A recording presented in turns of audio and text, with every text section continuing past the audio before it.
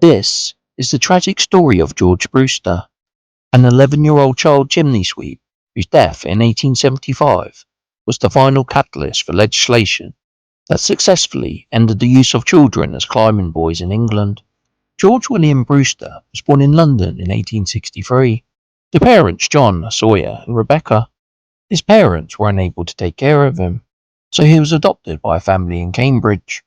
George was sent to work with William Wire, a local master chimney sweep.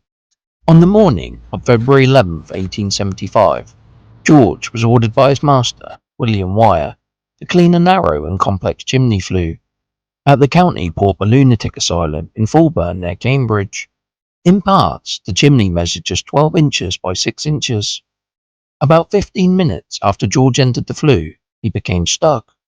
A desperate rescue attempt was made, which involved tearing down an entire section of the asylum wall to reach him. He was eventually pulled from the chimney, but he had already suffocated from the soot and lack of air, and died shortly after being rescued. He was just 11 years old, although officials initially recorded his age as 14 to avoid legal trouble. The inquest into George's death was widely reported in the national press. The coroner's jury returned a verdict of manslaughter against his master, William Wire, who was subsequently found guilty and sentenced to 6 months of imprisonment with hard labour. News of George's death reached the 7th Earl of Shaftesbury, a tireless social reformer who had campaigned against child labour for 35 years. Previous laws in 1840 and 1864 had been ineffective due to a lack of enforcement mechanisms.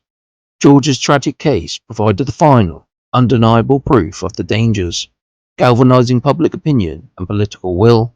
In September 1875, just months after George's death, the Chimney Sweepers Act of 1875 was passed.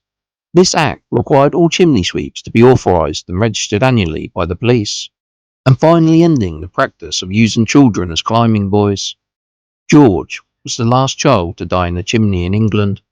His death is seen as a turning point that contributed to the end of all child labour practices in the UK.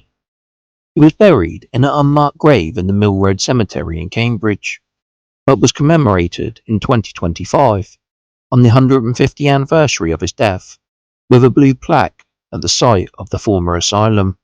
So rest in peace. You will be remembered.